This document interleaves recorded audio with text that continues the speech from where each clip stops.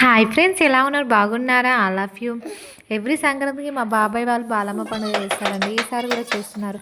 So మా పిన్ని అన్నీ రెడీ చేస్తుంది. Chicken curry and mutton curry, biryani, బోటి ఫ్రై అన్నీ తను ఒక్కతే చేసింది, వితౌట్ ఎవరు హెల్ప్ లేకుండా. ఎంతో టేస్టీగా. మా చిన్నుడు మా అమ్మని అమ్మ గారె చేయమ్మ అడగగా నా మనవడు ఎంతో ప్రేమగా అడిగిండు. మనకి ఇష్టమైన గారెలు అలాగే పకోడీ చేసింది. మేము సంక్రాంతి రోజు పులగం చేసి దేవునికి సమర్పించాము. అబ్బా, ముగ్గు భలే వచ్చింది కదా! ఈ ముగ్గుల పోటీలో వేశానంటే నాకే ఫస్ట్ ప్రైజ్. సో ఈ డైలాగ్ ఎలా చెప్పండి. మేము భోగి రోజు మా పిల్లలకి భోగి పళ్ళు పోసాం.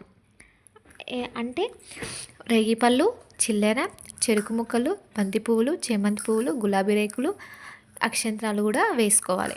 అలాగే చాక్లెట్స్ కూడా వేసుకోవచ్చు, కానీ పక్కన ఒక ప్లేట్లో వేసుకుంటే పిల్లలకి ఎవరికైనా ఇవ్వచ్చు. ఇలా చేసిన తర్వాత ఫస్ట్ శ్రీకృష్ణ విగ్రహానికి లేదా వెంకటేశ్వర స్వామి విగ్రహానికి వేయాలి. తర్వాత మన పిల్లలకి వేయాలి.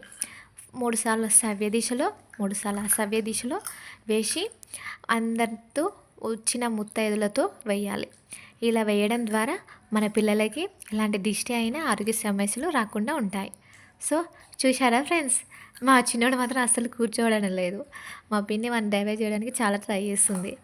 సో ఇలా వేసిన తర్వాత మనం కింద పడిన భోగి పళ్ళని క్లాత్తో నీట్గా తుడిచి నది ప్రవాహంలో వేయాలి. అలాగే చిల్లరను టెంపుల్లోనైనా లేకపోతే ఎవరికైనా దానం చేయొచ్చు. సో ఎంతో చక్కగా పారుతున్న మా ఊరు దుందిబీ నది చూడండి ఫ్రెండ్స్, చాలా బాగుంది కదా.